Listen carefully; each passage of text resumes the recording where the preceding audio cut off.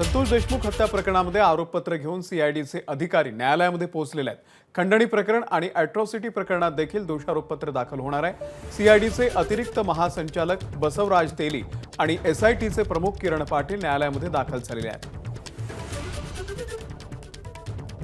गोविंद शेळके आपल्याला अपडेट देतील। गोविंद, अमोल, 3 महत्वाचे अधिकारी खरं तर हे आरोपपत्र घेऊन न्यायालयात पोहोचले। त्यातले बसवराज तेली जे अतिरिक्त महासंचालक आहेत सीआयडीचे, जे एसआयटीचं खरं तर काम करत होते त्यांच्या देखरेखीखाली ते, त्यानंतर किरण पाटील ज्या एसआयटीच्या प्रमुख आहेत संतोष देशमुख हत्या प्रकरणाच्या, आणि खंडणी प्रकरणाचे जे आयओ आहेत तपास अधिकारी ते डीवायएसपी अनिल गुजर, हे तिन्ही अधिकारी आता बीडच्या जिल्हा न्यायालयामध्ये पोहोचले। त्या ठिकाणी विशेष कोर्टात आज आरोपपत्र दाखल केलं जाणार। त्यापूर्वीची जी प्रक्रिया आहे ती सरकारी वकील बाळासाहेब कोल्हे यांनी अर्ज केला आणि याची परवानगी मागितली।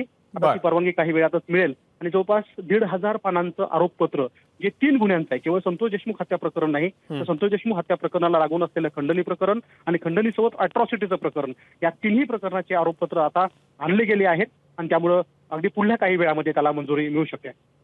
अमोल, गोविंद, धन्यवाद दिलेल्या माहितीबद्दल। दरम्यान संतोष देशमुख यांचे बंधू धनंजय देशमुख यांची काय प्रतिक्रिया आहे पाहूयात।